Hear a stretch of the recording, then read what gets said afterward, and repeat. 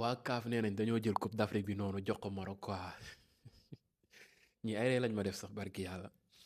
instant yii nii Maroc appel bi ñu defaatoon pour jël coupe bi CAF léegi nangu na appel bu Maroc bi déclaré forfait Sénégal jox Maroc 3-0 ne Maroc actuellement mooy champion d'Afrique coupe bi léegi étoile bi dañ koy jël jox ko Maroc yéen a ñàkk jom Maroc a ñàkk jom di daw ci ginnaaw coupe boo xam dañ la fekk sa dëkk duma la duma yu metti humilier la ñibbisi ba coupe bi mat presque 50 60 jours je peux dire presque yow nga ne da ngay accepter lii quoi léegi maa ngi xaar déclaration fédération sénégalaise de football bombe boobu moo wàcc actuellement c'est scandaleux Afrique maanaam Afrique du dara Afrique du dara CAF moom non mun jën